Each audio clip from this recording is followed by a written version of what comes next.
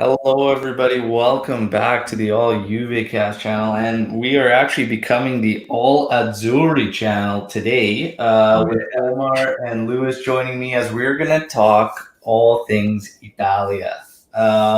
It's morning over here, Omar. I'm not sure what time it is for you, but It's good day. Lewis, morning for you. Good morning. it's 3 p.m. here. 3 p.m. There you go. Well, good afternoon, my friend. Thank you. Good morning. There we go. Guys, we will kick it off. We wanted to do a special little Azzurri show, not just focusing on the present, but even talking a bit about the past.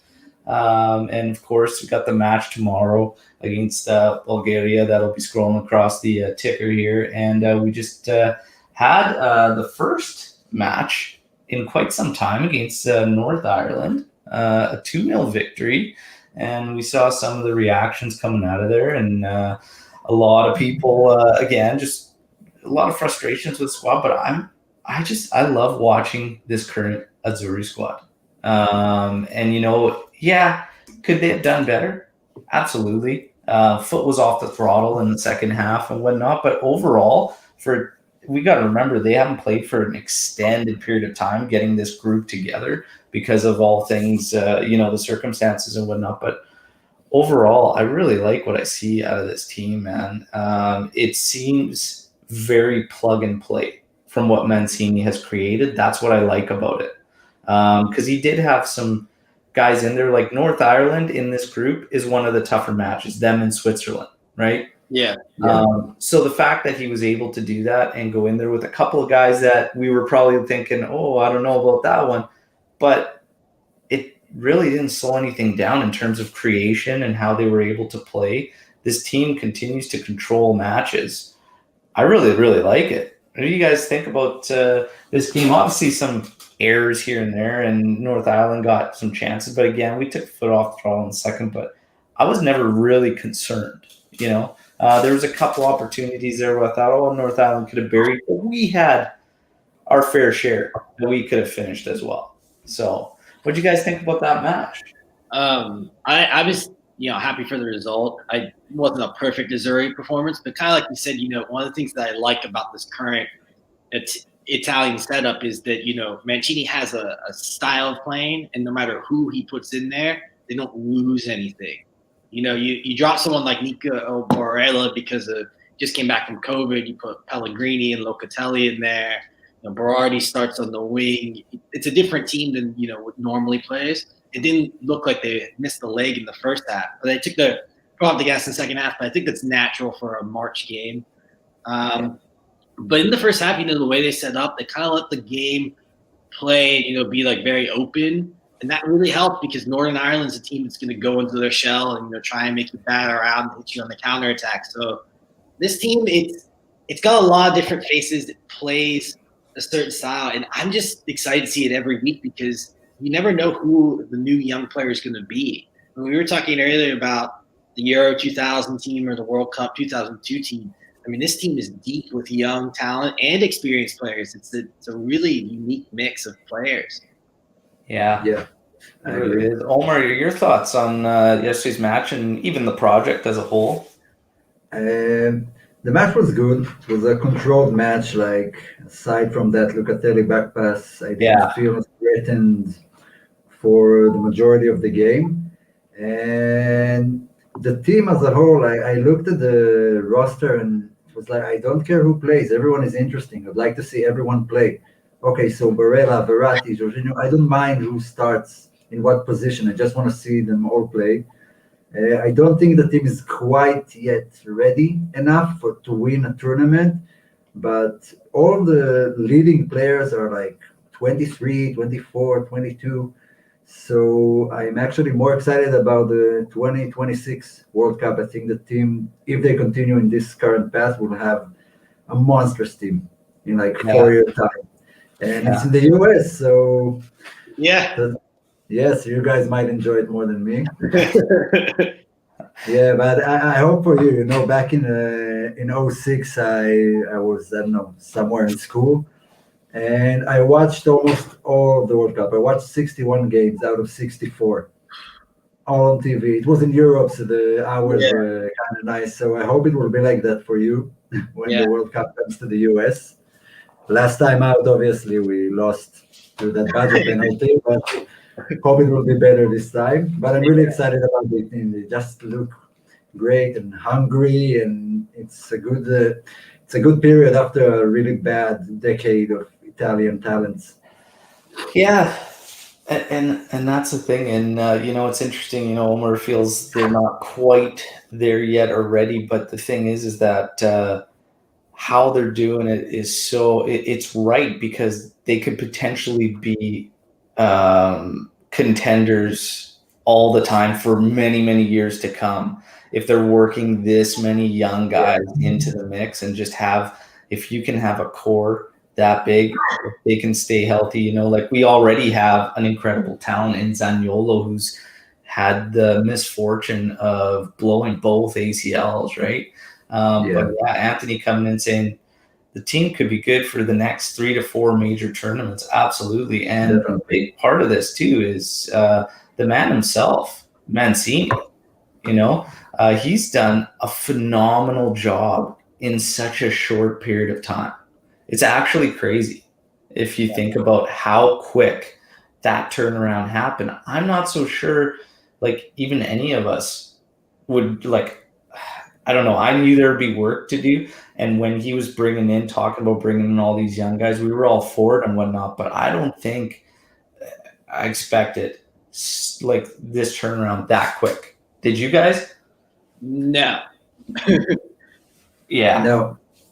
No, it's a bit weird. I don't know, Luis, go ahead. I just to say that Mancini, there's always been something kind of missing from him. As a coach, when he was at Manchester City, they had some great teams that couldn't get it done in Europe.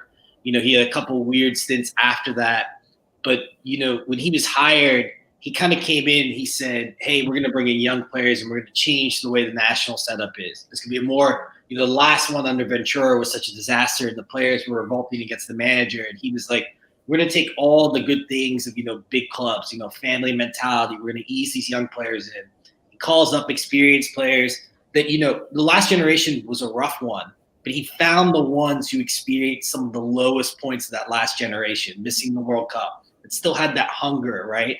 And he brought them back and reused them.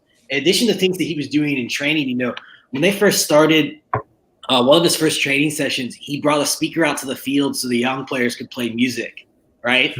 Which is like something you don't really hear about in training, but he was just like, I just want these guys to feel comfortable. You watch like them on social media, they do the thing when a new player comes in, he sings to the squad. That's not a national thing to do, but the pressure has been eased and he's just let these young players go. And one of the great examples is Chiesa. Chiesa, we see him every week for Juve, but when he first started coming into the Azzurri setup, he wasn't a complete player yet, and he still has some work to do, but how he's grown in the last 2 years and to play for 2 straight years down the right, either it's off the bench or starting, when it comes international tournament, that's huge. He gained 30 caps in the last 20 caps in the last 2 years, So sticking with and plugging these guys in and, saying, hey, I'm going to stick with this midfield. Someone like Barella has been playing for 2 years. I'm going to stick with this guy. And, it's been really impressive. And no matter who's in the lineup, no matter who the partner is there in the midfield or at center back, it's always the same performance. And that to me has been one of the most telling things. They don't drop off, not even in one-off games. Like this game wasn't perfect, but it was still a job easily well done. And that's what's really telling for me about Mancini. Yeah. I'm still a bit angry with him because he was the murder coach after we got demoted to Serie B, and I remember him on the sideline. I hated Inter so much. He was part of that group, so I don't know. I don't have too much sentiments for him, but training a team and training a national team is very different, and you have to put a group together that meet every 3 to 4 months and have to play well together without training every day. And the transition of generations is never easy except for Germany. Maybe for every team there's a drop off. France, Brazil, after they had a good run, they had a big drop off, and Italy did too. And now you have a lot of young players, and like you said, Luis, working with youngsters is very different to working with senior players. And I think he does that quite well. I don't know if he's the coach. He usually failed in tournaments, and you have to know how to win tournaments and not like a league, which goes on all season. You need to instill some different mentalities into your players in order for them to sacrifice everything for that one game or we're out. And that's something he does quite well, but there hasn't been a lot on the line, and these are still very young players. So time will tell if he's up for it or not. But nevertheless, the future is bright, definitely. One thing I wanted to add about him too, because you're saying that when you properly transition the team, right, from a failed generation to a AJ coming in there with that nice little for you there, Omer, picking up the scab, eh? Yeah. Give me more reason to hate him. But yeah, so I was gonna say was when you go through a transition, right? Like you want to figure out like what older players I can use and what younger players I can do, and just what he's been able to do with some of these older guys and plug them in different qualifying games to be there to nurture some of these younger talents. I think is really impressive. It's very hard for national teams to find that mix, and he seemed to have found balance between Bonucci, Chiellini, but also Bastoni, Romagnoli. All these guys have gotten a chance, so it's impressive that he has been able to just be like, yeah, I'm just going to plug these guys in. We have nothing to lose because whatever we did last time was worse. He's got the system. He's got the right guys for it. He wants to control the matches. He wants to dominate possession. He's got the midfield for it. Verratti, Jorginho, Locatelli, Barella's a beauty that gives you all around ability. It's just really, really good. And Garrett coming in saying in terms of depth and quality, it might be the best period right now since 06 to 10. And it very well could be. I feel that way anyways. But the biggest thing is those young guys getting a chance. Animesh coming in. The difference is 9 days between this team and Ventura's disaster class. Well, and this is the thing why probably it was so hard to believe at such a quick turnaround is just the fact that you literally went from one extreme to the other. Mancini comes in after Ventura. Ventura was all over the place. Like the fact that it didn't get shut down before it came to missing out on that World Cup was crazy to me. Yeah. Because everybody could see it. It just wasn't working. The selections, everything was an issue. Selections, system, just everything. The fact that it got to that point, it had to get to that point, I was infuriated. Yeah, as an Azzurri fan. Like, it was crazy. This team should never have been missing. Like, even in our lowest point in terms of talent, like, this team is still good enough to always get into those major tournaments. That was shocking. But the highlight of that whole thing that kind of like was so symbolic of what needed to happen was De Rossi sitting on the bench, losing his shit because Insignia's there. You need a fucking goal. And I'll never forget that. I'll never forget that moment. Yeah. It just really, really shined on how poor Ventura's whole fucking thing was, that era, everything. Yeah. And what he was doing. And it was mind-blowing. And then you got Mancini coming in that's saying, hey, a lot of these guys are done with the Azzurri. We're going to bring in the next wave, next generation, and we're going to start building something. Yeah. Holy shit, he didn't even – like, we're still building, but we're looking the best we have in a long time, So that's just massive props to him. AJ coming in saying, guys, I think Mancini would be a good replacement for oh, never mind. It's an Azzurri podcast. It's interesting, though, Mancini the announcement had come a little while ago that he would probably be done after the World Cup. And I thought immediately when that was kind of surfacing, what a shame. It's a little bit too short, of a stint, especially for what he's doing, especially with the young guys that are going in there. So now, of course, the tune's kind of changing and there's a possible extension out there for him. He does want to get back to club football. is what he said. And it seems to be the thing with a lot of these managers when they get into the Azzurri setup. It's always, you see some managers out there, different national teams that have long tenures there. They like it. It's their style, whatnot. And it's a shame for, the coaches that are doing a great job that all of a sudden want to get back to the club. It's a shame for the national side. Like Mancini, if he did pull the plug after that World Cup, I would think, oh man, I would still say it's too soon, regardless of results. Would you guys agree? What do you think in terms of that?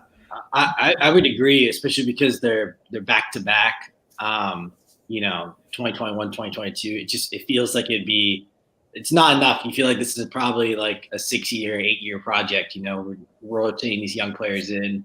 But he might be saying, he talked about, hey, not making the same mistakes of the past. So maybe he's saying, well, if I don't perform or we collapse in both tournaments, maybe this is just, hey, you have an out. They just want to go back to club football instead of, like in past tournaments where they'll be like, hey, we'll extend someone, and then they walk away and he's very stuck. Or maybe he's just saying, hey, let's pump the brakes real quick, see what happens, and then go forward. Yeah.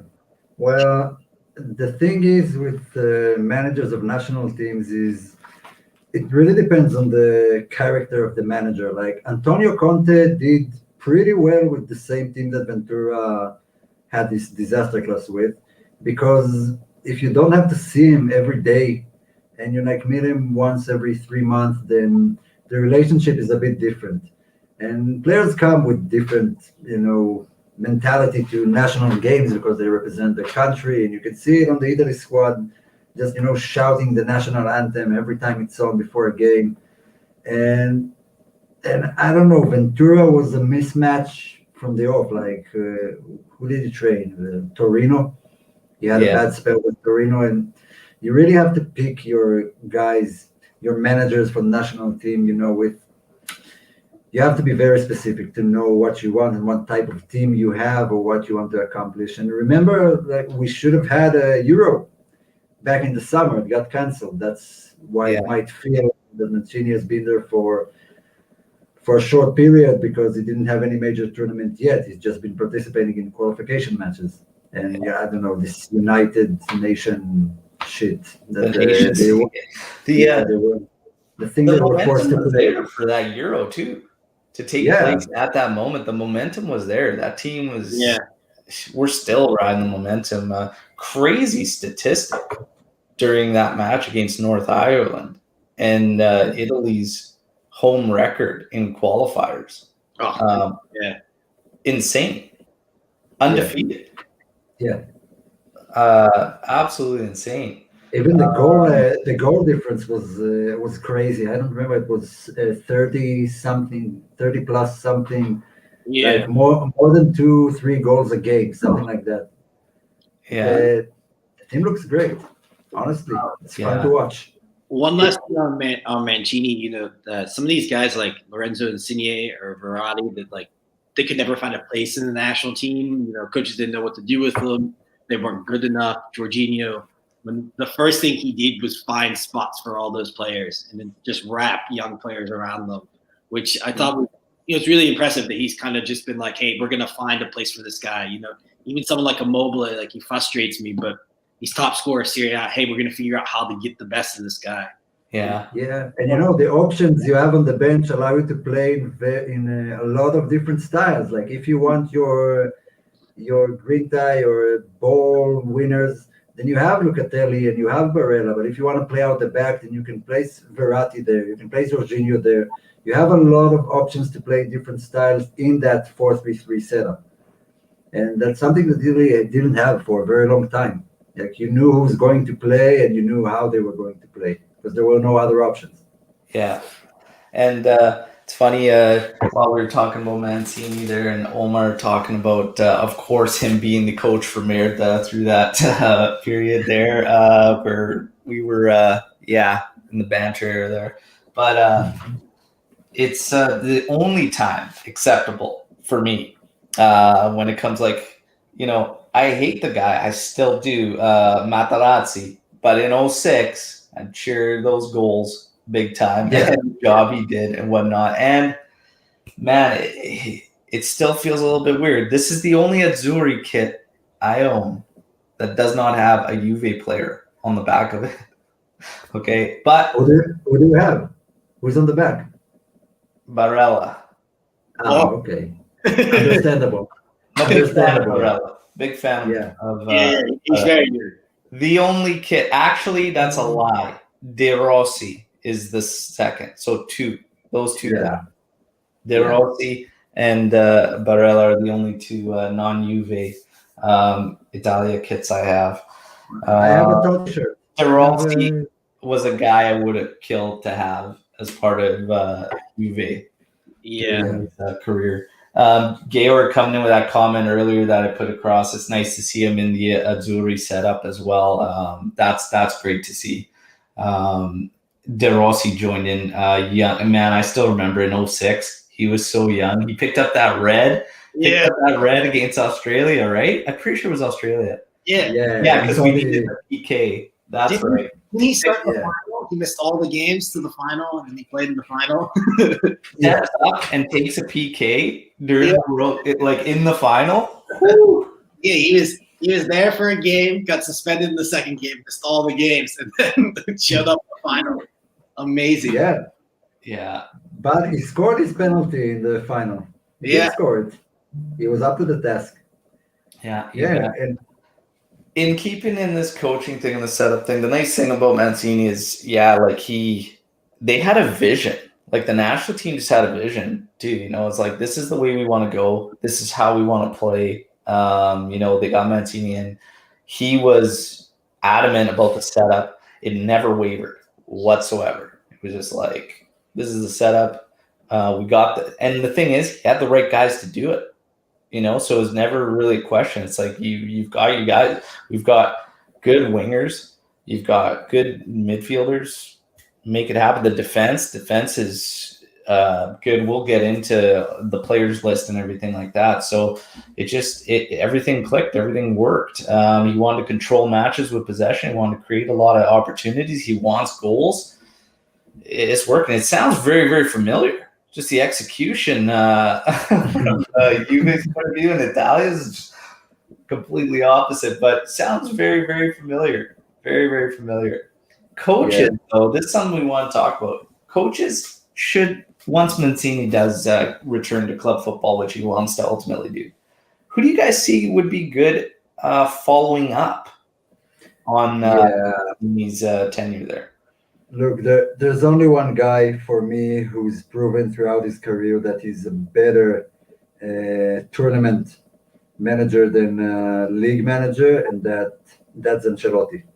Yeah, Ancelotti just knows how to win tournaments. He won with Real after 12 years. They haven't won it with Vicente Del Bosque and all those great names of coaches that's gone through. And Ancelotti came bam with pretty easily. Actually, he won that. And with Milan, he had a great team. He won one Scudetti maybe with Milan, but two Champions League final, maybe even it was two. Yeah. He lost one to Liverpool, but he's a great tournament manager. He knows, every manager has his signature. Like for Guardiola, it's the tiki-taka. For Simeone, it's that intense pressure game. And Jurgen Klopp is the gegenpressing. So Ancelotti knows how to make his team play every match like it's a final. Like when they need to be on their best, he knows how to get it out of them. Yeah. And that's his thing, and that's what you need for a tournament. Yeah. He would be my choice. I'd also give a shout out to Max Allegri. I think that he'd be perfect in the international setup. Just because, when you're in a major tournament, you need to know how to make a change on a dime, take some risks. I think that he can do that. And also, he has that kind of Italian fire that really can bleed into the Azzurri team. Experienced manager, he knows how to win.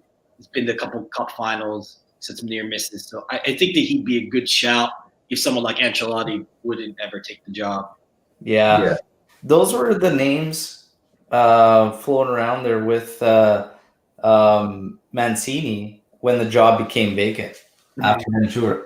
It was Ancelotti, was Allegri, of course Mancini in there. There might have been one other, but those were the guys. And yeah, I would say the same. And following up, Ancelotti would be a good shout. He's doing a great job with Everton. I mean, they're knocking on the door of Europa League, getting in there, which would be massive for that club. So yeah, he's done a great job, and just historically, everywhere he's went, he's done a really, really good job. Had a short stint recently with Napoli, of course. Yeah, it kind of makes sense. One of those guys, Allegri. Yeah, same as him. I don't know if he's gonna want to move away from the club football thing. It looks like he's just ready to get back after taking a break, right? So it might be Ancelotti. It would make more sense, Ancelotti-wise, career-wise. I think Allegri's still got club football ambitions that he'll probably go after. And then eventually I think you'll probably see the day where he is at some point managing the national side. The player list for the Azzurri, and just like a best 11 and whatnot, like our particular players, this particular list, I mean, the best 11's all so interesting to see fans throw theirs together and where they put these players and whatnot. I don't think we're too far off from what we actually saw. De Serbi's a good shout, actually, too. Just going off that from Luca coming in here. Oh, yeah. De Serbi in the future. Could I throw a popular one in that I don't know if I would like, but I think he would take the job? Is Sarri. Sarri? Yeah. Oh, no way. No way. I mean, I'm not a Sarri fan, but for some reason I picture him as a national coach at some point. AJ agrees with you. No, AJ agreed with you on the Allegri thing. Yeah, that's what I figured, yeah. Yeah. I wanted to throw that in there. Yeah. I don't know about Sarri, man. I don't know. I don't think he's too old to be good with youngsters. You know, he's this stubborn old man. Yeah. I imagine him sitting in the park just shouting at youngsters. I can't see him being nice and making them have fun in training and enjoying themselves. That's what you need out of this generation of players. I remember that keeper that didn't want to leave his goal for Sarri. Just bad fest, and I'm like, do we need to see that at the Azzurri level? I don't know. Yeah. No. I saw Sarri when he joined Juve. Like, I don't know, man. It kind of, I think you see more of these individuals, player or manager, when they join your actual club. Because I think from afar, when he was at Napoli, like, it was night and day what I thought of him for Napoli versus what I thought of him after joining Juve. Yeah, I agree. So, But you see how stubborn he is, and you have to let him. He needs his years. Yeah, when you meet once every 3 months, you don't have time to establish a system, and you need to be very reactionary to what's happening on the pitch. And Sarri is not reactionary in any way. Yeah, the system, whether it works or not. I was thinking more in terms of like why, like what he likes to play, and like what he would try to bring. Yeah. Man management is always the biggest question with him. Yeah. So that we had some good stuff in there though. A gamer coming in saying, picture a 36-year-old Jorginho playing for Sarri's Italy, and then Andra coming in saying Sarri's like a stubborn grandpa who you meet every holiday. Luca, full sweat on his shirt, half chewed cig in his mouth. Great look for the nation. Oh man, that's funny. Okay, your list, best 11.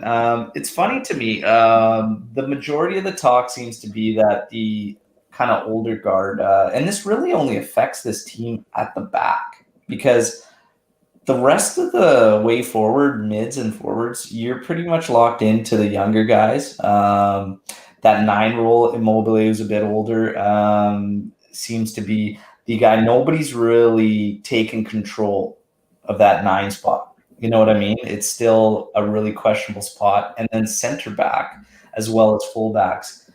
That's where kind of the arguments happen. And I see a lot of people saying it's time to move away from the old guard, like Chiellini, Bonucci, they can't be starting and whatnot. But I don't know. Like, it's funny when somebody says that, and in the same breath they say you go with Azzurri and so and so. First of all, Azzurri's 33 years old. For Christ's sake, if that's going like new, fresh, or young, no, he's 33 years old. He's finally at a point where he's among the upper echelon of defenders in Serie A, but he's still way behind Chiellini.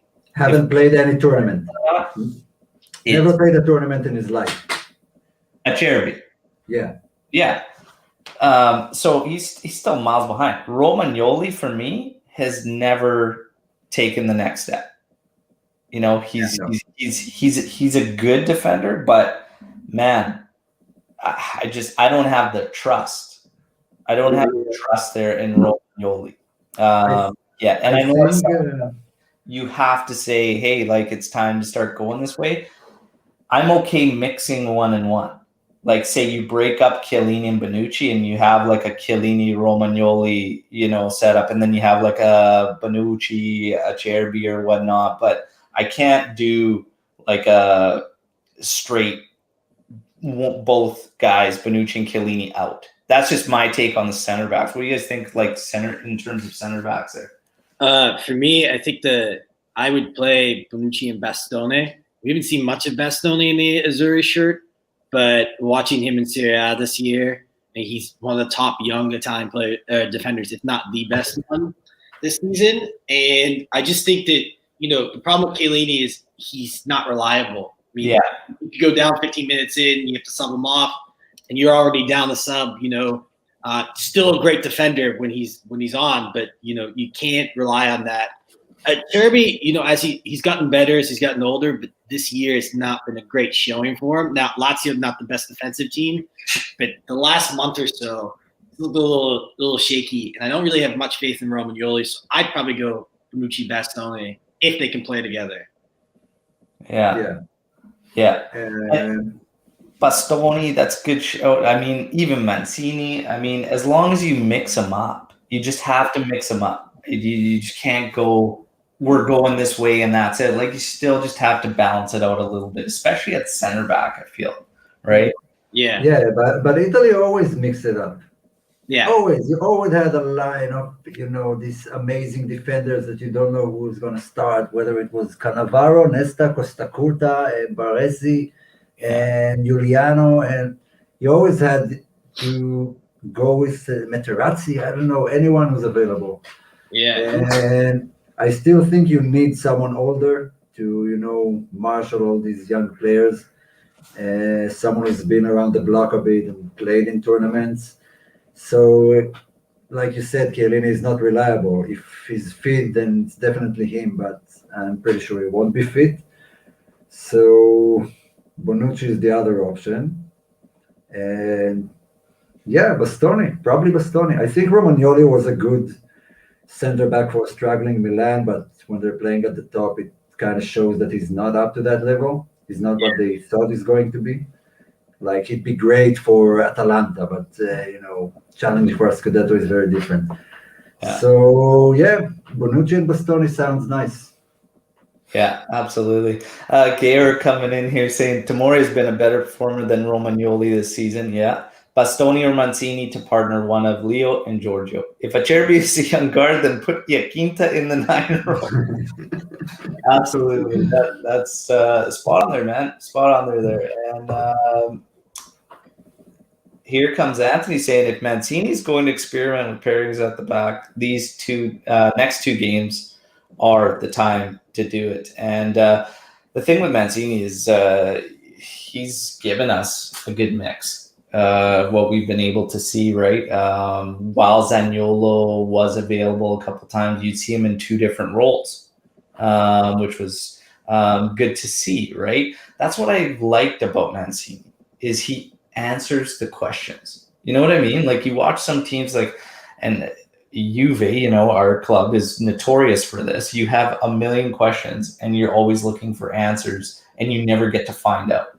You know what I mean? Like, they always leave so many what ifs. That's what I like about Mancini. He doesn't leave those what ifs around. Mm-hmm. He'll go out there, he'll have the balls to do it, try it. Doesn't work, won't go back to it. But if it does, okay, we kind of build off that, right? But he finds out, and that's what I like. in terms of these players, keeping on with the player list and whatnot. Fullbacks. At left, man, the mix is beautiful, I think, for Emerson and Spinazzola. Yeah. I like that change up, that mix there. Hard. Who would you guys say has the edge so far? Emerson? No, Spinazzola. Yeah, I think after the last match, Spinazzola has a bit of an edge. There's just Emerson's kind of streaky. Yeah.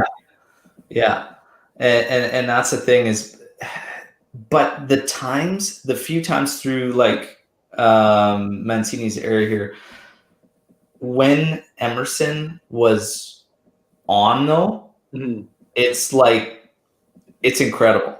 Yeah. It's actually been unreal, but it's only been a couple times. Yeah, and he's had a rough go for his club as well. He doesn't play very much in Chelsea, which that's a problem, you know. Yeah. I'm a big Spinazzola fan, so I'm definitely okay going Spina as a lead there. On the other side, really got to say it's Florenzi ahead. I think there's again a nice change up there. But I don't think I'm ready to fully turn over reins and say who's behind there on that side. Azzurri, and who else is on the right that we could kind of interchange? Or I'd say those are the two mains. Yeah. Right? Calabria's there. Calabria, thank you. Di Lorenzo from Napoli is also. Di Lorenzo is an interesting one. He gets a lot of shouts. For getting the break there. I know when we talked best 11 months ago, Lewis, you were still on Florenzi. Yeah. Has anything changed in your opinion now? Not yet. Yeah. The guys underneath him still very young. We haven't seen Calabria play in the Italia show yet. Same with Azzurri. We haven't seen him yet. I think Florenzi plays for PSG. They're in the Champions League. It's a safe one for the summer, you know? That's why I think it's still Florenzi's unless he loses it, which I can't see him doing. He's steady. He's as steady as it goes. I can't see him losing out to any of those guys. But it's nice, again, the change up in the options, given the circumstances. Azzurri, Di Lorenzo for sure. Omer, same thing for you. Florenzi's? No, I go with Azzurri. Oh wow! There you go. Yeah, I think we've talked about it in the past. Like fullbacks need more attacking contribution today than defensive contribution, and when you have a guy like Locatelli that covers all the spaces they leave behind, then Azzurri is a better attacker. Like his speed is a problem. It was even a problem for Bayern. And like we defeated Lazio when he didn't play. When he did play, we lost to them twice. His speed, he has a great story for himself, you know, as a person. But I don't know. It's just his pace is incredible. I don't think Florenzi can match it. But you know, it's a tight call. I wouldn't be angry if Florenzi played instead. He's still a great player. Yeah. But Azzurri, it's just I think I kind of tend to lean on. I just don't know yet, you know, and I think Florenzi does a good job in the balance, offensively, defensively. That I don't know yet. I'd have to see more of it and I think we will. We'll definitely see it with Mancini. Whether we want to go Azzurri or whatnot, and then we can make that judgment, right? I think was he called up? Was he called up to the roster? I don't know if he's in the roster even. Azzurri? I haven't checked. Yeah. I haven't checked. Yeah. Okay. So we might see him. Yeah, he's in there. So I'd like to see him in the 11 first. See how they would utilize him before. Because like Al said, like Florenzi, he gets forward. He can go all the way forward. He kind of does a little bit what Danilo does for Juve, let the left back, you know, kind of become like a natural like left wing back. So I think that he gives you that little bit of balance. However, though, you know, Mancini might decide, okay, if we play with Locatelli, we can have two fullbacks playing as wing backs and the wingers come in more. And that's kind of what I want to see, right? Because for club, you know, Lazio's got the 3-5-2. He's got that freedom in that attacking space, right, to really, really bomb up there. So if we kept one of those midfielders back, like Lou said, yeah, it could work. It could be really, really strong. It really depends on who plays in front of him and who we play against. Sorry? It really depends on who plays in front of him on the right-hand side and who we play against. Yeah. Like if we play against Germany, then yeah, probably Calabria or Florenzi, which are more defensive-minded because we're not going to control that game. But if we play like Bulgaria, Northern Ireland, let the man run, let him do his thing. Yeah.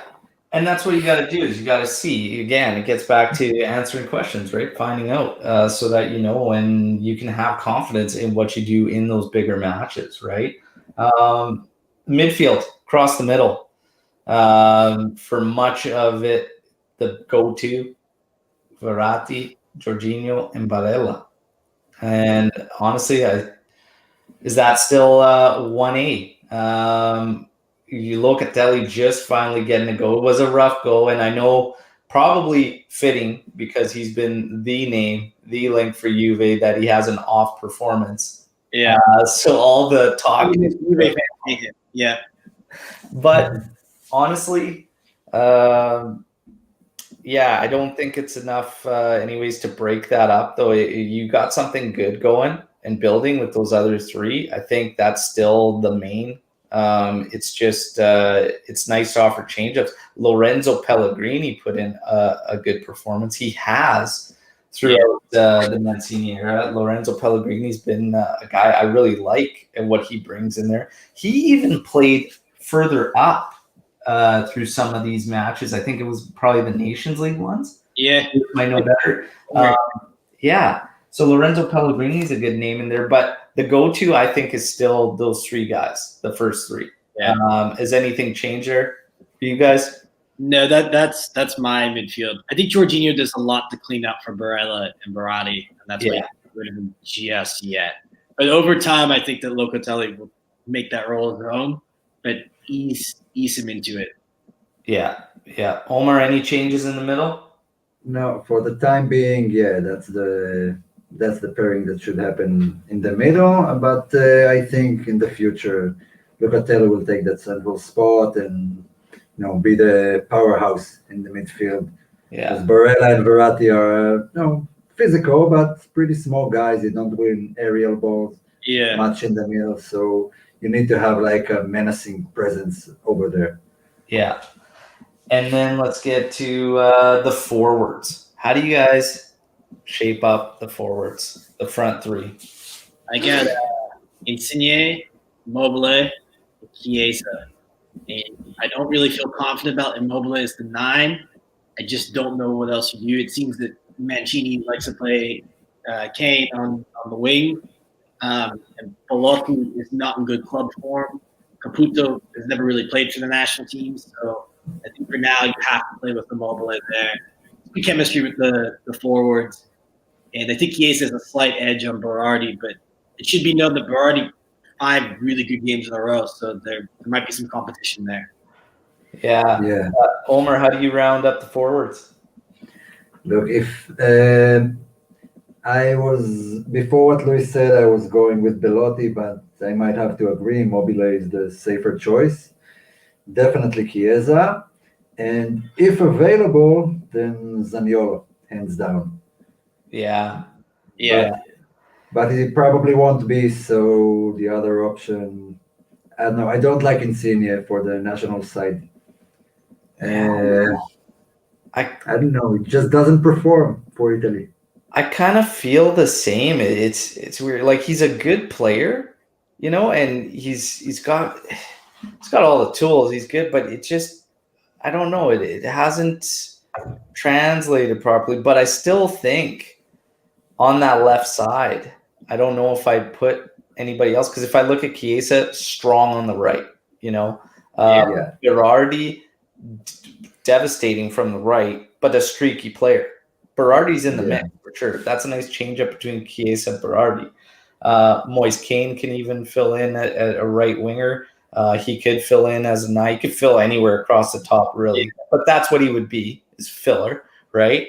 Um, man, I don't think there's been enough to really go away from Insigne. The nice thing about Insigne too is you got a guy that could take those dead balls, those free kicks, right?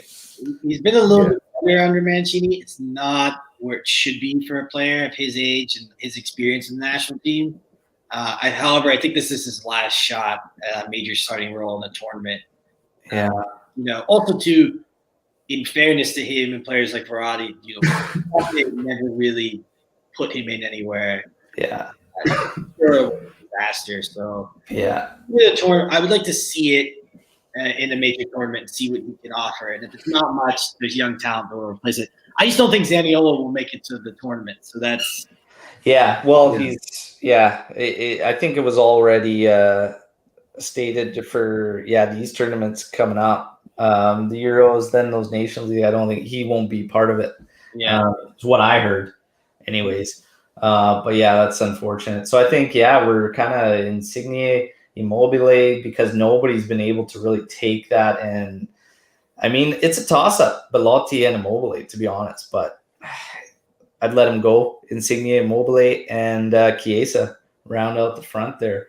But you know what? Yeah. I think we don't have a clear answer because it's pretty weird. But usually, national teams in Europe are built out of the 3-4 major clubs in the league. And now the players are scattered everywhere. Like everyone we talked about plays for a different team. So we don't have like players who know how to play together naturally because they play together for Juve, Inter, Milan, Roma. So it's like we have to see them together, play together. That's why, like, if Chiesa and Zaniolo played for the same team, then there's absolutely no question. If Napoli had an Italian striker, up top, plays before everyone, then he'll definitely go with Insigne. But because they're scattered around the league, I don't know who to choose. The other thing is too, it's been a longer extension for the national side too, right?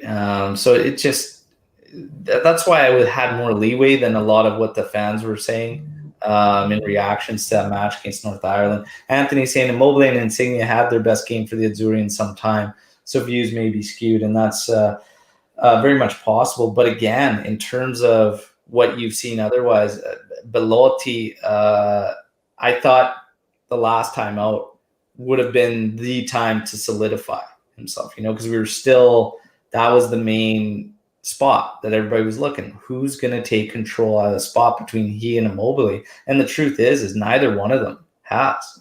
So it's just like, what do you do? And maybe, it's just, the latest match being fresh on the brain that you say, hey, you go with Immobile. The weird thing with Immobile up there, Lewis and I were talking about it, is in the build-up, he seems to just get lost on this team.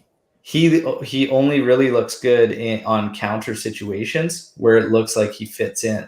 But in terms of build-up, did Belotti give us a whole lot more? I think he's actually more of the target presence. Yeah. In the build-up.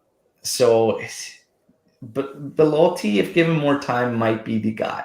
But right now, it's a tough one. It's a tough call there. It's a coin flip, is what it is. I think it's that his form in the league has dipped with Torino just being awful in Serie A. So I think that plays a little bit of a role into it.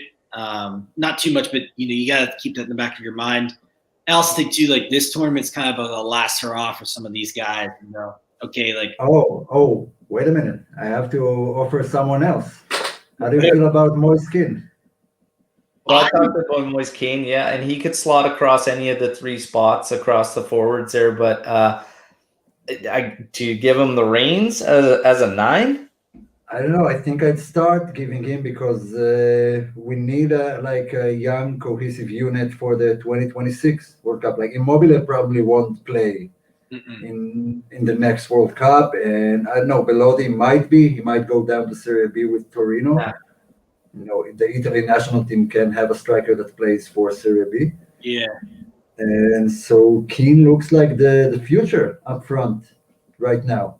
I would love to see him at the 9. Mancini just doesn't play him there. I don't know why. He always plays him outside. He plays him on the wing. It's very bizarre. It's worth seeing for sure. I'm not sure if we will or not. It'll be interesting to see.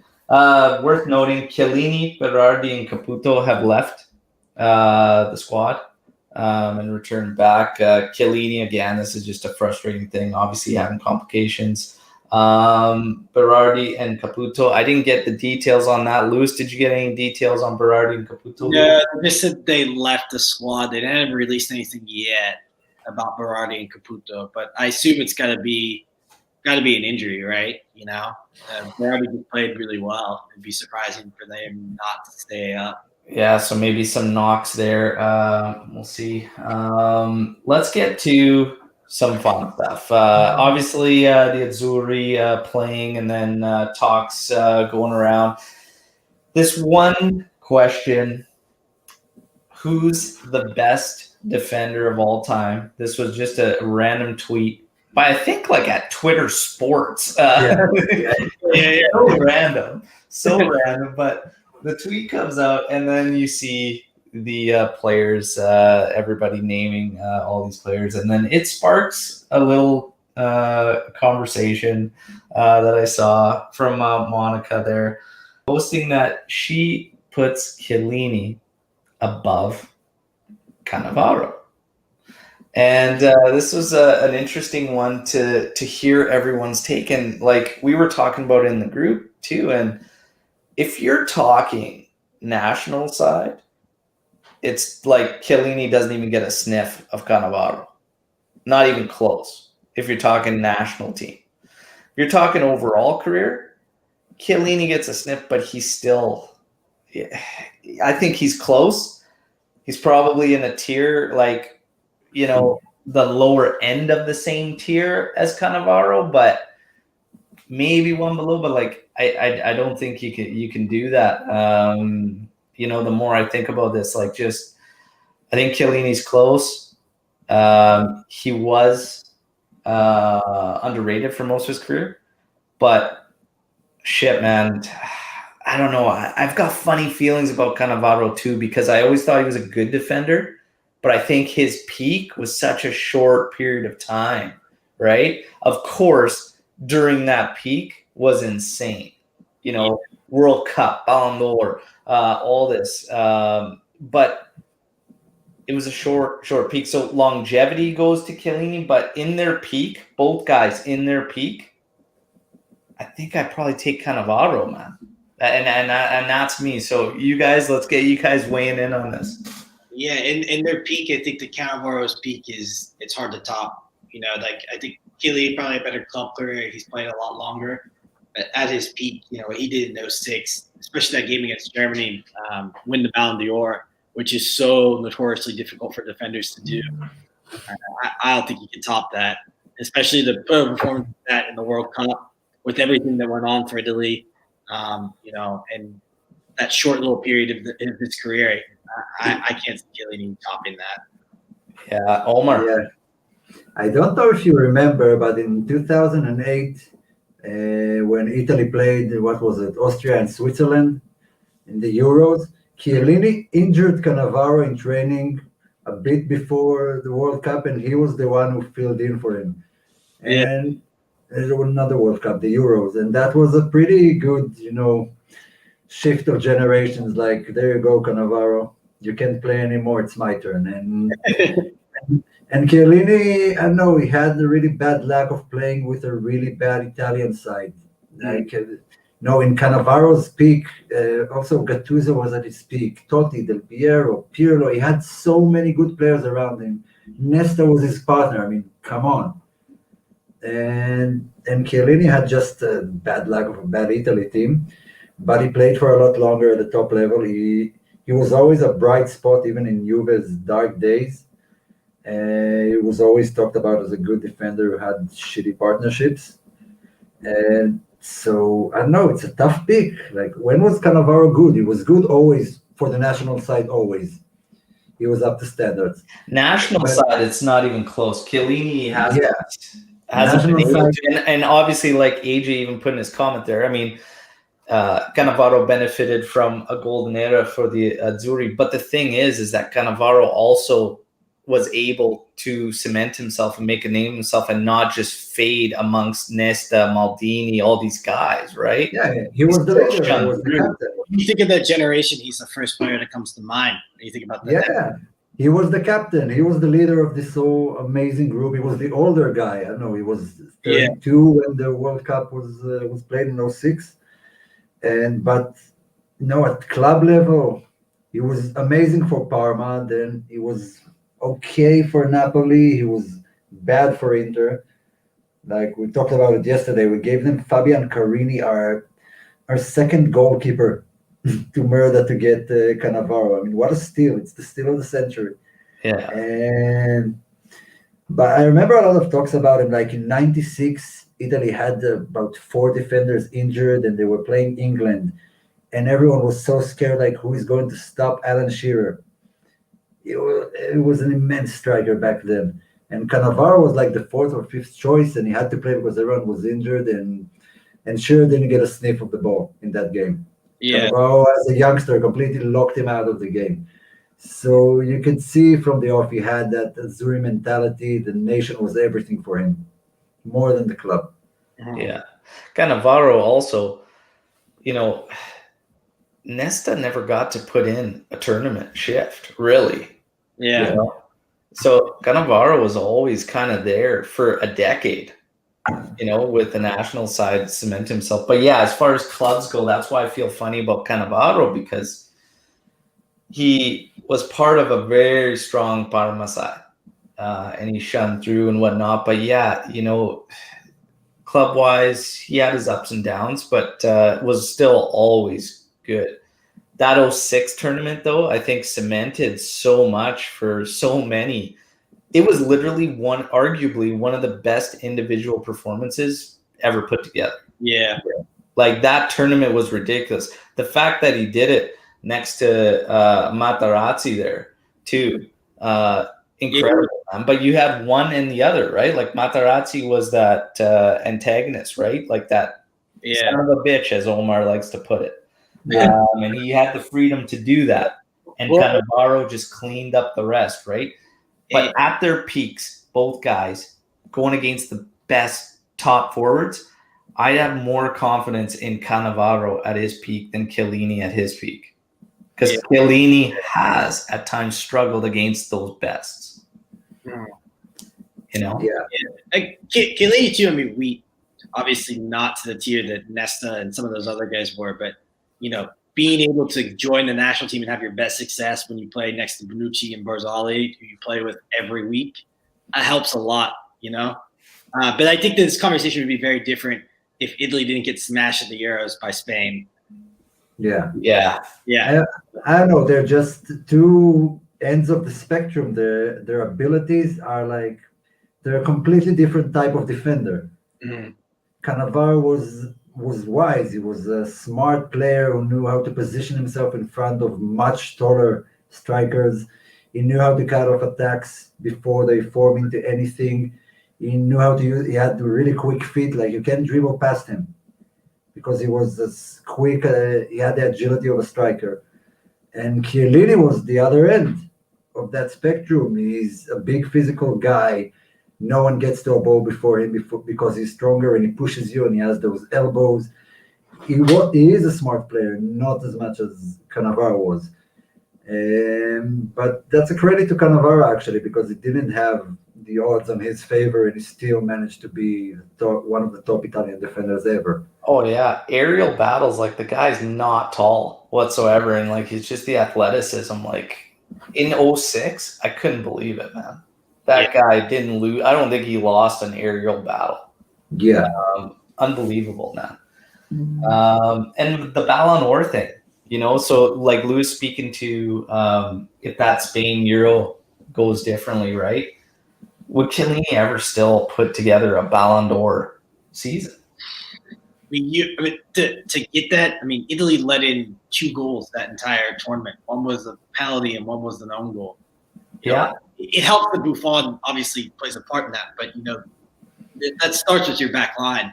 I think that, individually to shine that much. I mean, you have to remember in 2006, he had 3 different partners. There was Nesta, there was Materazzi, he played a game with Barzali, that changed a lot and really relied on him. And it didn't matter. Hold the back line. Yeah. Yeah. But I have to say, it's like we said earlier, you had the best goalkeeper in the world, the best fullback in the world at the time, and the best defender in the world, all forming like a partnership who played for the same team. Mm-hmm. So it was already there. You just have to, stitch something. Doesn't matter, Materazzi, Nesta, okay, but the backbone was very solid and very familiar with each other, and that helped a lot. Let's talk about 2006. Okay, that World Cup. Let's talk about that World Cup in the Azzurri, man. That was unbelievable. That team, though, that team had it all. It was so incredible to watch, man.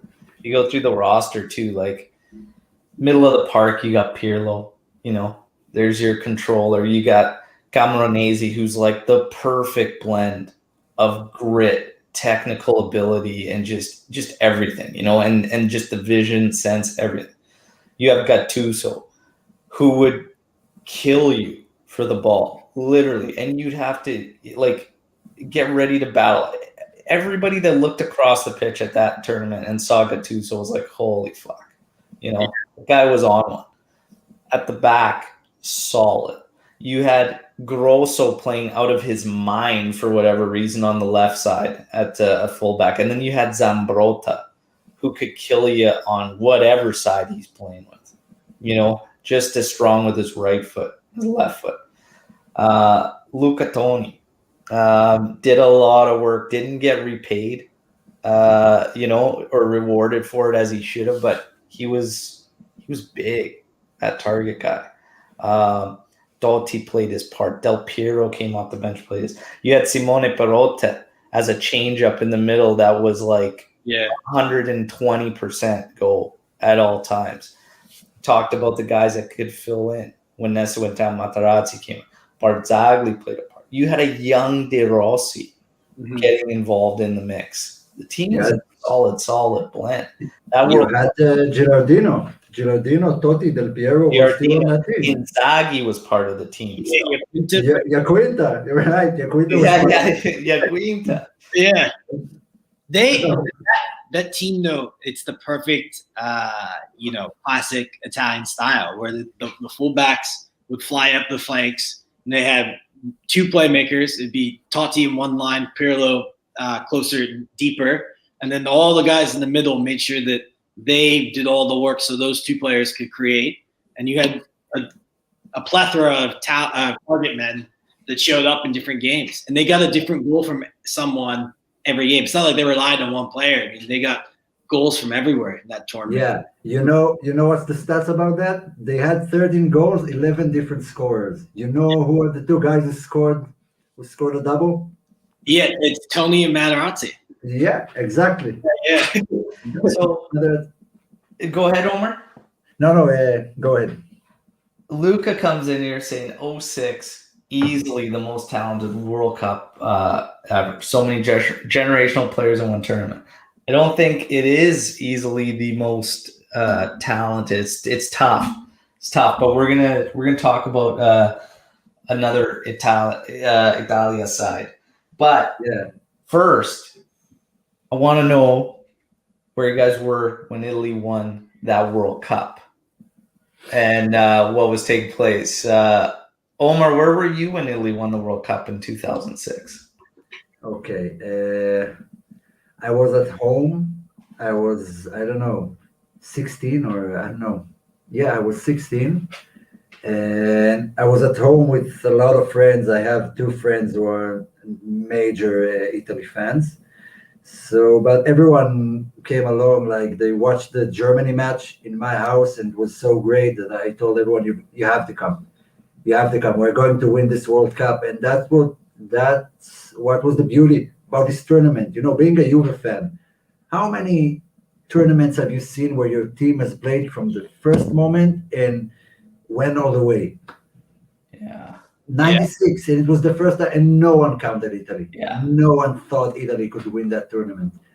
So I was at home. I broke 2 glasses during that game.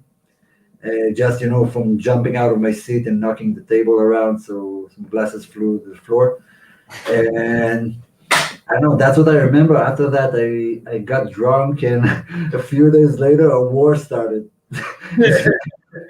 Literally, a war started with Lebanon. So it was like they were waiting for the World Cup to end, and 4 days later, a war started. So it was a great opening to a horrible summer. Yeah. Lewis, where were you when Italy won that 06 World Cup?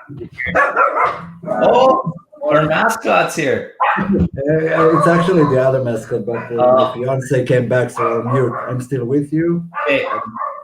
Yeah, so my cousin took me to Little Italy here in Pittsburgh. We went to a restaurant bar to watch it. I think I might have been 9 at the time. No, I was 11. Yeah, I was 11 for that one. And it's really the first moment I ever fell in love with football. I hear a little bit about it. My cousin he grew up a Germany fan, but World Cup. And we watched the Germany game together, and just that whole game, I just remember being on edge. It was a back and forth game, and Del Piero scored that goal, and then for the final we went back, and that was wild. I mean, the penalty shootouts like that was a foreign concept to me. I just became a soccer fan. It was so unique to see that. And, man. Yeah, it was so beautiful. I have vivid memories of a lot of it. Just in the streets, shooting firecrackers, going to shut down this whole 8-block radius. It was beautiful.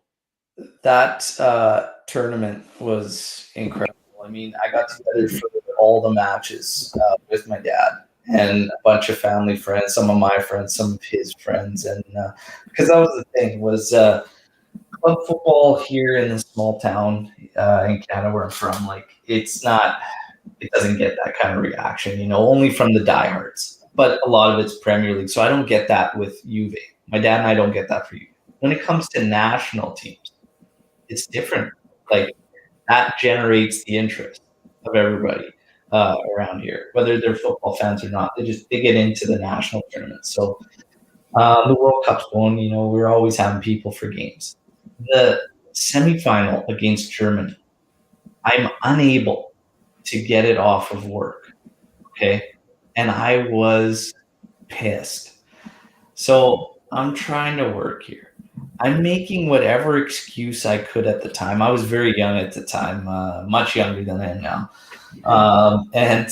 I'm doing whatever I can, making any excuse I can to get to our showroom because there's a big screen TV on there, and I know that they'll have the game going. Yeah. So I make the slowest coffee in my life and say I'm on break, whatever, and I'm just kind of doing so. Then I'm, just keeping busy in the showroom, just trying to keep my eyes on this game, whatever. Go back, do a couple things at work, and then say, oh, yeah, no, I got to go talk to so-and-so, whose office is kind of above the showroom. Did whatever I could to watch this game. Finally, it just came to the point where how much time is left in this thing? Just sit up there and just get it over with and come back. I was like, hey, yeah, no, that's cool. That's great. So I'm sitting. They allow me. Okay, this is how great my employers were at the time. They said, yeah, no, you know what? That's fine. What's left? I was like, well, 90 minutes has come to an end. They didn't know it was going to be extra or whatever.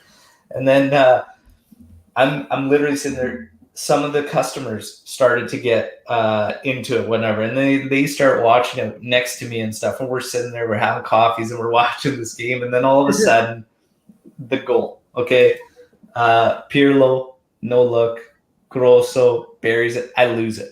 I absolutely lose my shit. Forget that I'm even at work. Okay. Forget that I'm even at work. We had a German fellow that worked with us too, and he was kind of up there. And I think that's kind of what sparked customers wanted to kind of see what's going on. Next thing you know, there's this big group. And then for the second one, when Del Piero scored, I think literally the entire staff actually had come up at that point because they wanted to see what was going on. And then Del Piero scores and I lost it. I was like, okay, I'm pumped. I don't need to see anymore. The final, we had a massive gathering at my dad's house. Okay. It goes to kicks. We're losing it. My dad's ready to kick everybody out of the place. ready to kick everybody out of the house. He's like, oh, if we lose like this, he's like, Alberto, we lose like this, you gotta get everybody out right away. He's like, I don't want to be around anybody. He's like, I don't want to talk to nobody. I don't care. He's like, I don't care if they're your friends. He's like, I don't care. Okay. He goes, if Italy loses, it's like everybody out. And of course, we know what happened. And Italy wins and kicks. We're losing it. We literally jump in vehicles. Everybody that come over, we jump in vehicles. We shut down the streets in this small town in Canada, and we literally play football on the streets. It was a thing of beauty, man. I still have the videos, photos, like unbelievable, man. Flags everywhere. That was cool. That was one of the coolest things, and I'll never forget it, man. It was amazing to see something like that. And a lot of people don't think about that when they think about North America, Canada, the States and stuff like that. But that's the way it was. The way it was. People forget that, like the state of Canada, like it's all a lot of immigrants, a lot of Italian immigrants, a lot of European immigrants. We have like people that grew up with the sport and things like that. We shut down the main street in the town, like just everyone. It's all Italian, just older people, younger people. It was wild, and I knew right then. I was like, this is my sport for life, Yeah. I have to put things into context for our younger listeners. Like, if Al's story sounds weird to you, then back in 06, there were no iPhones. There were no live streams on the internet. You have to find the TV. You can't sit anywhere you want and watch a game. It was a very different time. So I have to put it into context because it sounds like it was ages ago, but it wasn't that long ago. Yeah. But that tournament had everything you wanted out of a tournament. Like, I don't know, this Italy was just exciting. Yeah.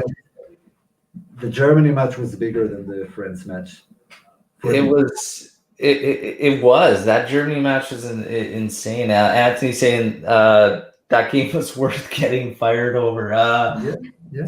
Man, I was so sucked into that team, that tournament, like just dialed in. Like they had it all. They had everything going in. I honestly believed, like, the longer it went and nobody was able to crack this team. And I'm like, my God, man, we're not going to get scored on.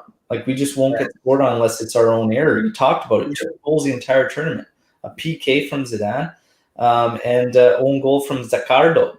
Zaccardo, I forgot about it. Zaccardo was the one that got the own goal for that went against us. And that's it. This team was unbelievable. But going back to Luca's comment, best, most talented Italy squad ever.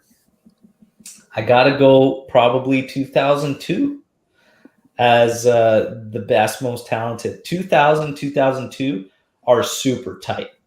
Super, super tight for most talented, in my opinion. And I just give 02 the slight edge, probably based on midfield. But again, we know what happened in 02. Shocking stuff. Crazy stuff. That was the Korea whole debacle, right? And then 2000, the Euros. Totti was playing incredible at that time. Led us there. Heartbreaking defeat. 2000 Euros. It was tough. Those were probably the most talented sides for me, though, that I've witnessed. Let's put it that way. That I've witnessed. The 94 team was a good shout, though, but that 2000, 2002 team, unreal. 06 was great, but that was kind of the latter stages for those guys, right? Because they stretched it on, and they stretched it on a little too long. And we saw what happened, like 2010 especially. It was too long, right? 06 was kind of last kick at the can for quite a few of those guys. It was great, but man, 2000, 2002 for Italy, those are my squads. What do you guys think in terms of most talented you've seen? Watching replays, I would agree that 2000, 2002 generation was close. But what I've seen physically as a fan, Cesare Prandelli's 2012 team is pretty good. I mean, the 06 team is better than that, but the 2012 team was a really solid team. It's one of the best midfields I think we've ever had, which was Marchisio, Montolivo when he was still like a legitimate player, Daniele De Rossi, Andrea Pirlo at the top of his game, BBC in the back line, Mario Balotelli looked like the part. Cassano actually showed up at a major tournament. Cassano was such a disappointing player for career. Yeah, he's trying to do like a resurgence thing there, man. Omer. Yeah. Most talented Italy side. Okay. I was reading what. The referee in jail in Ecuador for drug smuggling. He is. Yeah. I actually followed him. He had a lot of issues with drug smuggling and fixing matches.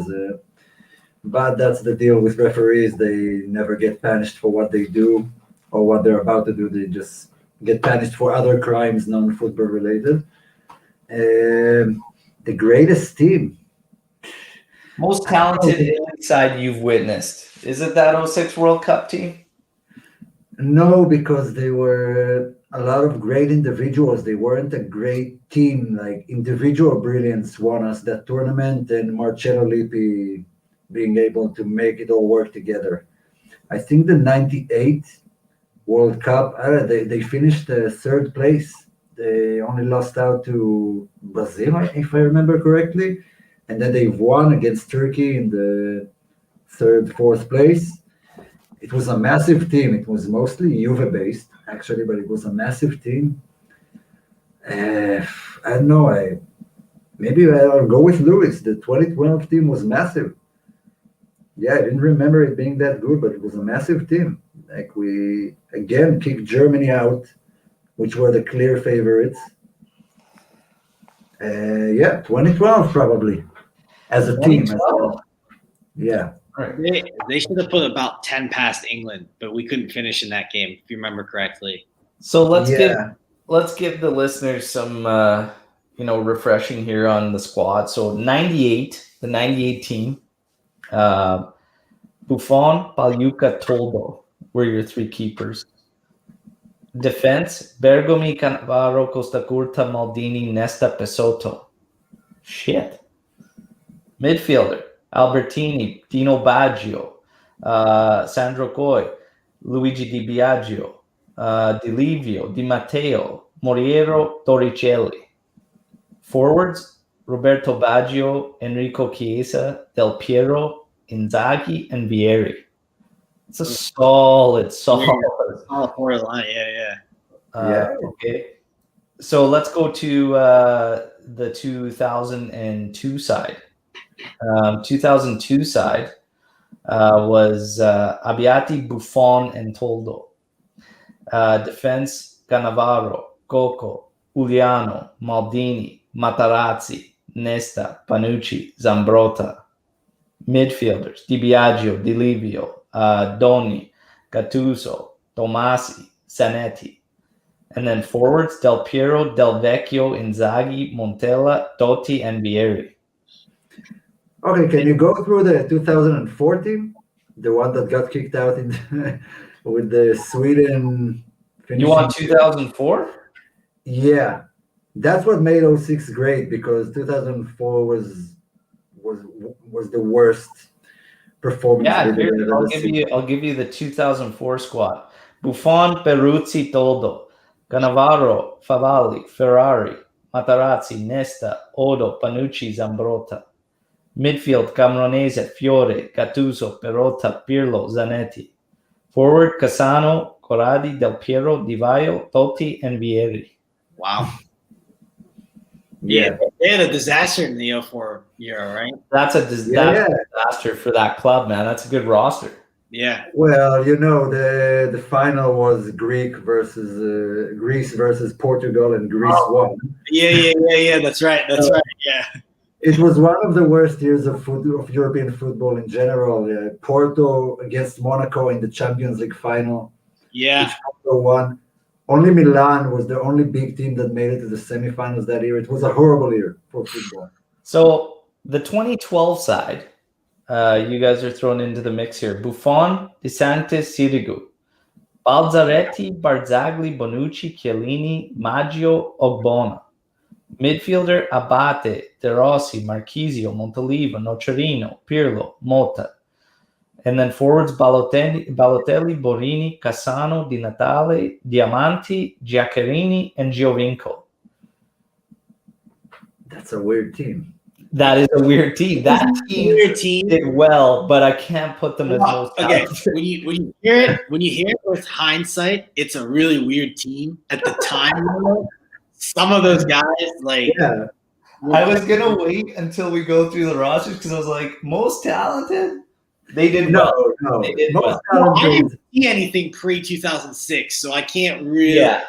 I can only say on paper like who was and who wasn't. I've seen the replays, but I've not really seen it. Right? You know, I don't know the context. Yeah, I want to retract my answer. I'll go with the 98 team.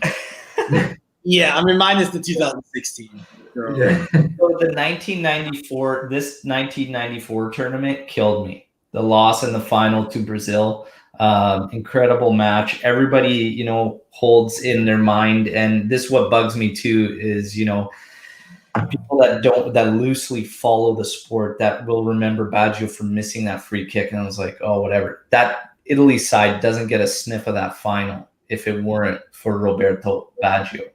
Okay. And Baresi, I have to give credit. And Baresi was ridiculous. Okay. So that team, to look at that squad there, at keeper was Pagliuca. They had Marchigiani and Bucci behind them.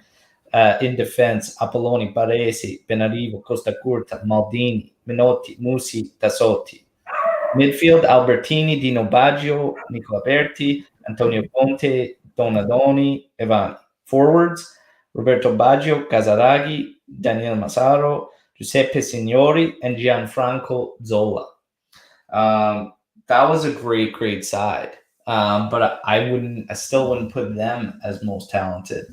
Zola, man, having to be behind Baggio for his Italy thing kind of sucks, man, because that guy was great too. I think we talked about before we went live today that the guy had like 30 something caps and scored 10 goals in him, so he was a killer too. But man, you'd be behind all day, every day when Roberto Baggio's in the mix, And 94, that team doesn't get a sniff without Baggio, and of course, Baresi was massive. Yeah. Where was Vialli?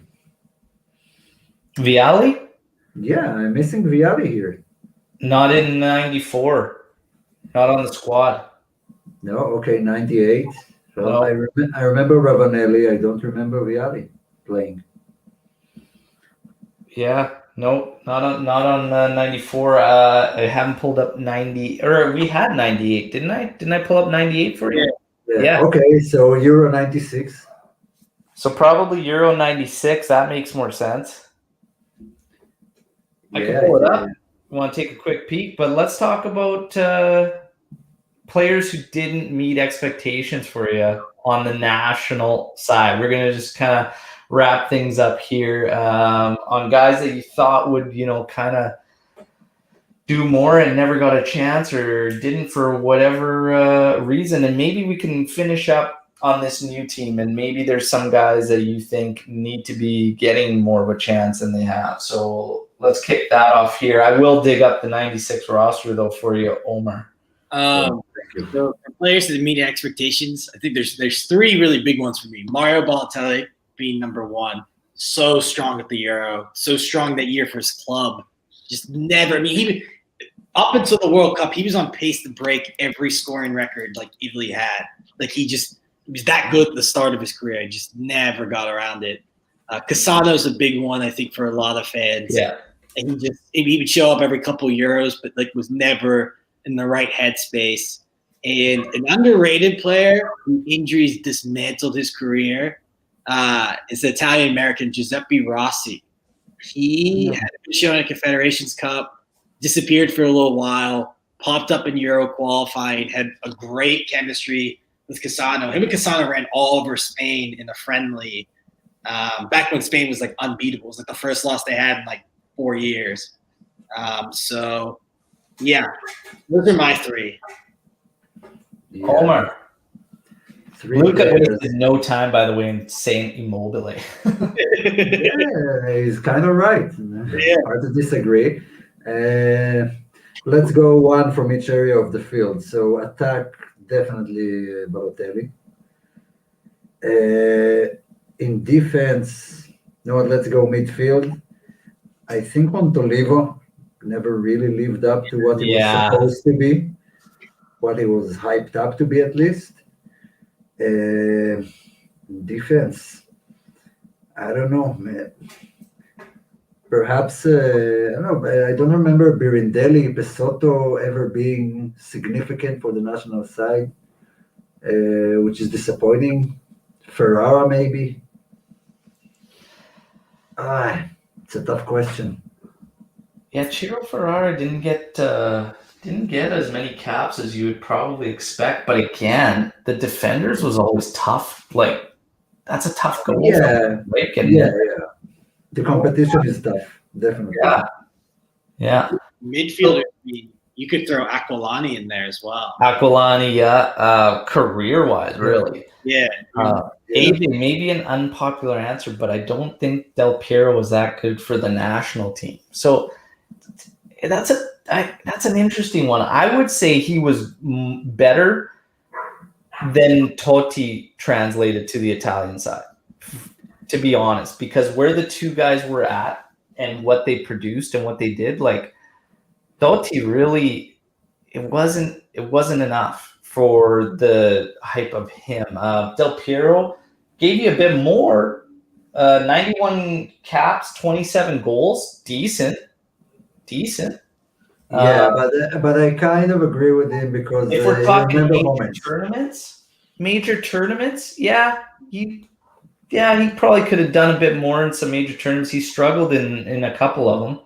Yeah, he said it himself. In 2000, he could have easily scored 2 or 3 goals in the final game, and so painful to watch. Yeah, he blames himself for that loss. I seen a documentary with him when he talks about it. But he was also played out of possession. He was a left winger for that Italy side. That was that one against France though, when Del Piero had a few of those chances. Those are ones he just finishes all the time, right? Yeah. And I think still that's crushing, and that kind of highlights a national kind of.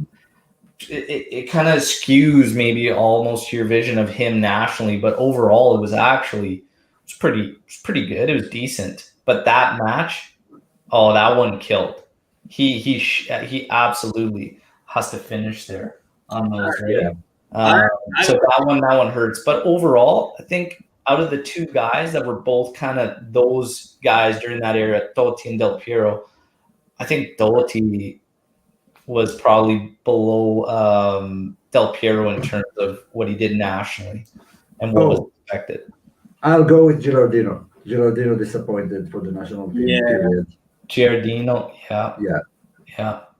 So, in terms of new guys, who do we think should be getting some shots? Maybe isn't.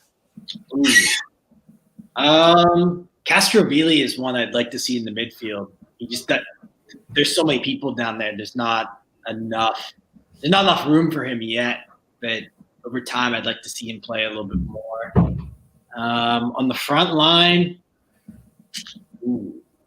Orsolini would be a good shot. He's played pretty well for the Azzurri when he's played, but he's kind of Bologna's kind of a no man's land for forwards. And there's a couple players for Hellas Verona. Zaccarni, I think I don't know. I messed it up.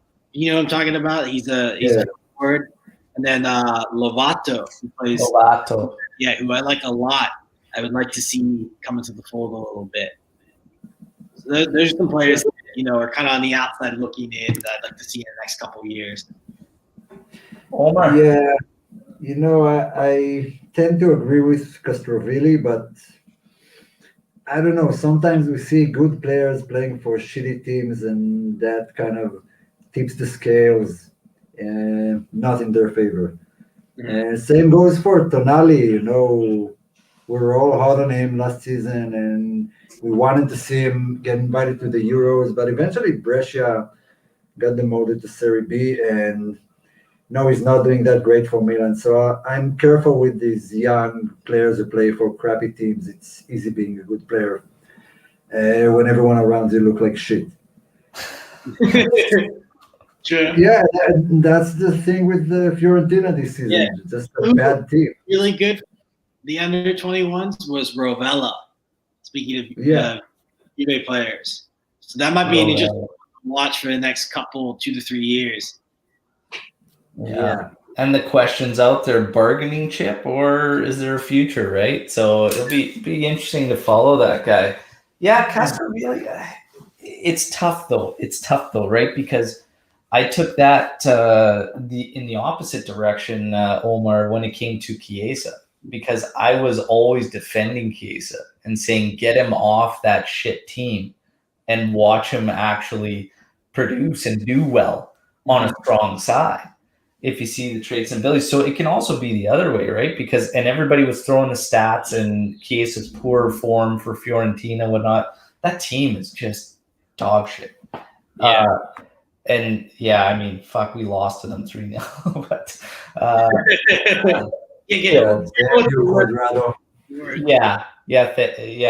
the adventures of Johnny Squared there. But it could go. It could go either way there. Castrovilli, I would like to see there. I honestly, even just guys amongst the roster, we talked about it earlier. I maybe want to see Moise Kean get a bit more of a go. Yeah, I'd like to see Bastoni start a little bit more. I think he's only got 3 caps. And one of them was, I think, the last time out he played both games. Bonucci played one, Romagnoli played the other. Locatelli's played kind of weird for Mancini. He plays him next to Jorginho sometimes. That's really interesting when they do that. They let Barella kind of like play like a second striker. It's really weird. Yeah. The guy we didn't talk about that actually is tolerable and does quite well for the Azzurri, but Bernardeschi. Bernardeschi, for whatever reason, plays decent for the Azzurri. And, this is one of the few instances you'll see a guy at fullback for club and up with the forwards on the national side. So be interesting to see there. But whether he gets decent time or whatnot, we'll see. He's been used in an interesting way through Mancini as well, though, because he has played wing. And he's also slotted into this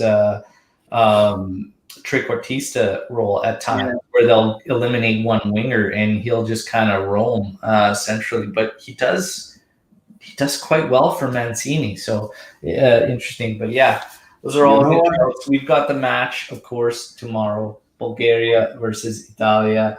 The projections are going to be all over the map and whatnot. But honestly, this should be a victory. The last time these teams faced each other was 2015, so quite a ways back. The tougher teams in the group, obviously North Ireland one, Switzerland being the other. Fully expect a victory from Italy. I expect probably a little bit more of a crisp performance with the team having trained as a group together again. But it's good to see the international team back together. Hey guys. Yeah, and I've said it, on our group chat that I think everybody needs that break a bit and something to unify the fan bases and even the Juve fan base together, because everyone is fighting everywhere about everything. Who you should buy, how this certain player plays, and this break kind of stop for a second. Let's cheer. Let's all of us cheer the same team. Be together for a few days, and then you can go back and reevaluate your team and give the players time, a bit of a break, because it's been really intense. But I'd like to say I don't think I play with a striker at the moment.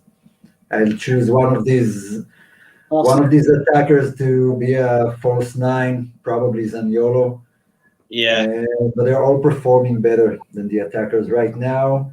And I don't mind Chiesa, Berardi, Bernardeschi, I don't know who else getting into the area, and the attacker drops a bit back, maybe a bit more of a playmaker until Immobile or Belotti can solidify their spot, or Moiskin takes it as his own.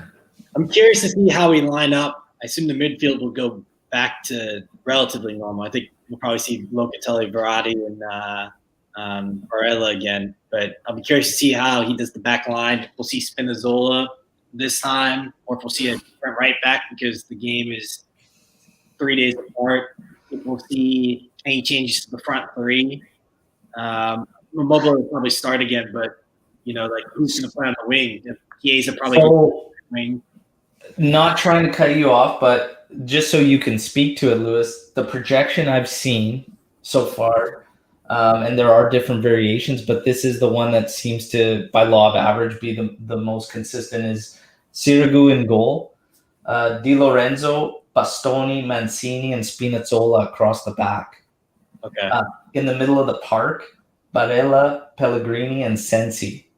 With up top, Chiesa, Belotti, and Bernardeschi. Okay, well, Sensi's a good shout. I kind of forgot about him because he's always injured, but that's another player that's very under the radar and who I thought was going to take – he's played very well for the Azzurri, but I thought he was going to jump right into that Marco Verratti role when he first joined up. So that's a really good shout. I kind of forgot about him. That's an interesting lineup, though. It's interesting. So we talked about at the back, splitting up, but no fear there. But Mancini and Bastoni, right from the get-go. Di Lorenzo will be that fullback on the right, Spinazzola on the left. That's an interesting projected lineup. In the middle of the park, I talked about Lorenzo Pellegrini doing a great job. No issues there. Sensi is that guy that flies under the radar. How many people even remember he plays with Merda? For God's sakes, you know what I mean? Yeah. Talented midfielder there. Barella, Chiesa, Belotti, and Bernardeschi is going to be interesting to see. Yeah. I'm actually interested in seeing that top three there. That's a really, really good mix. Yeah. It's a good mix, and I want to see how it translates on the pitch. Chiesa, if we can trigger him on the 1v1s there. Belotti, we talked about it, a bit more of a target guy than Immobile. Hopefully get involved in build-up. Bernardeschi, I want to see if he sticks to a wing or if they give him a little bit more free roam. So it's going to be interesting. But that seems to be the most common projected lineup. Based on that lineup, predictions? We want to throw some predictions out for this Italia match? 3-0. 3-0 from Omer. Lewis? I'm going to go 3-1. 3-1. Yeah, mid back line. That will maybe concede. I don't really like Mancini very much, so not the coach, the center back. The center back? Yeah. Interesting going with those two young at the back. Maybe they concede. I don't know. I think Bulgaria is going to really, really struggle to generate much, to be honest, because I think we talked about it before, the plug and play. Even a guy like Sensi that you forget about, I think Italy will control, not have any issues controlling. Maybe clean sheets still, regardless of those young guys. But I don't know. Maybe I'm feeling like a 2-0 or a 3-1. I'm kind of torn, but I'll go 3-1. I think we'll get 3 goals. Really curious to see that mix of players. There's all players there that kind of have something to prove. So that's And Anthony throwing in the 2-0 with 75% possession. Georg, I like that detail. Georg coming in with the 2-0. And Anthony asking the question: do you think Scamacca will be brought to the Euros with the senior team? So no. I don't think so. No. I don't think so yet. In this tournament, though, that he's going to be taking part in with the U23s there, he's going to light that tournament. Like he's gonna just light that up for those guys because he's so much stronger, and the size of that guy, like at that group right now, he's gonna look immense there, and he's actually a really, really talented. Like I like Skamakia, but I don't think anyone who didn't play in the qualifiers will. If you're not invited to the qualifiers, you won't play in the Euros. At this point, the squad's like, oh yeah, no, it's too soon for the Euros. I don't see him being called up, but it might be integrated a bit more next season, and then he'll get a call up maybe. Yeah, You know, it's tough to say because if he does go lights out though, and something happens to one of the guys up top, you never know. Okay. If Immobile and Balotelli continue to maybe not make some of their own, they ask for some more. You never really know, right? But I don't see it as things stand. I don't see it. Yeah. I don't see it. No. Okay. But no. Go ahead, Omer. Well, I have a short story that Azzurri and Juve related. I love story. Yeah, is this the right place to do it? Okay, so I'll try to make it as understandable as possible because it is my second language, but it's just a weird coincidence that happened. Okay, pre-COVID, last season, there was a game, Juve versus Roma. In this game, we lost Mary Demiral and Roma lost Zaniolo. The same game, same injury. Now, Roma and Lazio have been the two teams that have lost most players over the years through ACL injuries. There are some complaints about the Olimpico, that the grass is not good enough, and that's causing a lot of these injuries. So both of them were lost for that match and for the Euros that were supposed to happen. Now, the reason they played one day after another. Lazio played their game one day before. The reason for that was because UEFA demanded that no stadium would be played 25 days before the start of the Euros. And the Olimpico was a stadium that should have been played. And the last game of the season was Juve Roma, if you remember. Yeah. So, and the Euros should have started exactly 19 days after it. So it wasn't good enough. So they moved both games into January instead of playing, one at home and one away. And guess who should have played against each other in the start of the tournament? It was Italy, Turkey. Italy, Turkey. Yeah. Both lost their probably main players in the same game because of some UEFA ruling that made them play after another. But COVID came along and suddenly those two players were available for the Euros, and then Zaniolo got injured again, and we don't know if he's available right now, and Demiral might still get injured and not play in the Euros. Yeah. Well, let's hope not. Looking ahead to the Euro, whether Italy can win it or not is up for debate. But I think we're going to have a really rock star tournament. I think that all the big teams are on par with each other. Everyone has something that's wrong with them, even like the Belgiums and France and the Englands and Spain and Germany. Like they all have problems. And some of the lower teams have found some continuity. Having that year break has helped a lot of teams. So I think we're going to have a fun tournament. I think it's going to be one that could be really good for us, but also, it should be really competitive all around.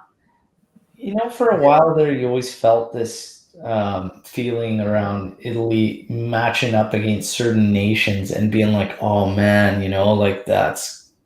we could probably be okay as long as we don't play them or that. I don't get that feeling with this club right now and where the other teams stand, right?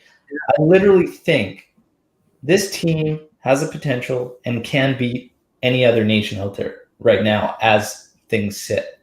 It's going to depend on a lot of things. I think they'll be contenders for sure in the Euros. Italy will be a contender. It's going to come down to a lot of things. And when you get to those nations, it's going to be like we talked about that World Cup in 2006. How many games were toss-ups? That Germany match was so tight. You know what I mean? It could end right there easily. Could have ended before that as well in a tough knockout where we needed that PK. But that's the way these tournaments go. I like the fact that this team, if we play a nation that opens up, we can still hit you. You know what I mean? They can hit you regardless if they're maintaining possession or not. And that's a big thing. They want to control possession, but they can play without it, which is the big thing.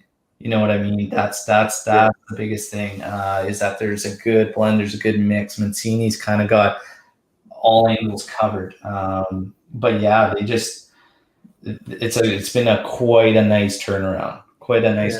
And I think no one is going to want to face us. Yeah, I would agree with that. That what's our? No one is going to want to face us. Yeah, we're a tough draw for every team. Absolutely.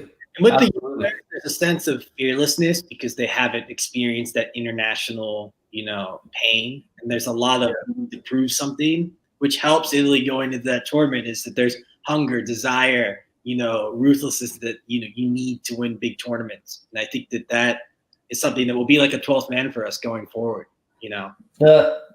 I think getting rid of the expectations was the nicest thing for the whole refresh. You know what I mean? Is just wiping the slate clean and just saying, okay, let's build from here and just see, like, the expectations, all this that lingers around the national side just kind of disappears. And then all of a sudden, look at these guys, right? And same thing going into these tournaments. Omer saying nobody wants to face us. Yeah, we got nothing to lose. Didn't qualify for the last World Cup or whatnot. Now we're on a great run. That's great, but still, it's all out there for the taking for these young guys to prove their worth and see what they can do. But it's very, very exciting, very, very refreshing. And probably most of this team will play in 4 years in the next World Cup not in Qatar, in the USA. So we have something to build. It's not like their last cycle together. It's just the beginning. Yeah. And like a quarterfinal, semifinal is a great result. I'm not delusional that we can go all the way. It would be nice. Yeah. It would be surprising. Same as 06. Mm. Yeah. And it's so funny too, like, beautiful football, right? Everybody talks about beautiful football. 06, we didn't pile on the goals or whatnot. That was beautiful fucking football, though. Yeah. Beautiful football. Very Shut the Italian. door, lock it down, find your goals, move along, right? They were an absolute wall. That team had it all. It was awesome. That's beautiful football. This Italia, good balance, eh? I feel very, very, it's just such a well-balanced squad. It's going to be a good one tomorrow. We're looking forward to some goals. Everybody calling multiple 2s and 3s. Maybe clean sheet, maybe not. We'll see. Looks like some young guys are going to get integrated. If that's a center back pair, very, very interesting. But that trident, if it's Bernardeschi, Belotti, and Chiesa, pretty interesting to see. Also, I just want to finish up on talking about the connection with Juve and the Azzurri. Oh, yeah. Because it's something that, even Omer talked about certain Azzurri squads, when you have the majority of them being from a club team, that chemistry that's already kind of there and whatnot. And Juve's always had a close bond with the Azzurri squad. And you see that it's interesting to see fans' takes on when a national team struggles and whatnot, and even just clubs, like, they're trying to tie it into it and say, well, Juve needs to get back to, like, having more Italians on the squad, and, like, they've got way too many foreigners, and all of a sudden it's like, I remember the Merda days of old, those squads where they literally had one. I think, like, at one point Doldo and maybe Materazzi were the only 2 Italians on that lineup. Balotelli, and Balotelli was on that team. Yeah, so they literally have 2 or 3 and whatnot. But it is nice to see when your clubs got close ties to the Azzurri, but it isn't the be all end all. Yeah, it isn't. It's just nice as a fan, if you happen to cheer on the Azzurri. But people trying to make that ties kind of like it doesn't really amount to much, in my personal opinion. It's just, as an Azzurri fan, you want to see those Juve guys play for them as well, right? Yeah. Also, too, I think that, right now with fans, this is such a good generation, and there's such a plethora of talent. When we talk about '06 and that, like, kind of being like the epitome of that whole generation, it feels like we're getting a bright young generation that's moving to the big clubs in Italy. That's kind of resurging in some of these clubs. Merida, Milan, they had been dead for years, but now these young players are coming in and they're resurging them a little bit. You would hope that Juve fishes in their backyard a little bit, doesn't let some of these talents go away. Yeah. Yeah, I think it's weird that Verratti has never played in Serie A. Yeah. Yeah, he might be the only player I don't know that I've seen play regularly for the national team was never played in Serie A. Yeah, I just can't believe the shouts. How many people say Verratti's overrated? I don't get that. For me, Verratti's a solid player for me. Yeah, he has his days. Oh man, I'm a Verratti fan. I like the way he plays. He just makes it look effortless, man. Effortless. Good vision, great on the ball, tough to win it off of. He's got his moments, I think, sometimes discipline issues. That's probably like the one knock I'd put on him, but overall, talented midfielder. Very strange for him not to play. Yeah. Yeah, that's one guy I always wanted at Juve, Verratti. But no, it's cool. It's just cool to see everybody's take and whatnot. Colin coming in here saying, how you guys doing? Well, we are just wrapping up, my friend. We're just wrapping up. Had an awesome time chatting all things Azzurri today with these guys. And thanks everyone who joined on the live. Look forward to the match tomorrow. AJ always has to be AJ getting in his 0-0. Always being, slightly pessimistic with the predictions, but trying to flip. He has to keep us in check. Keeping us in check. It's been a great time, guys. I thank Omer and Lewis for joining me for this. We wanted to put this together, and it's been good. It's been good reminiscing about the old days and the old rosters, and looking forward to the future with the young guys.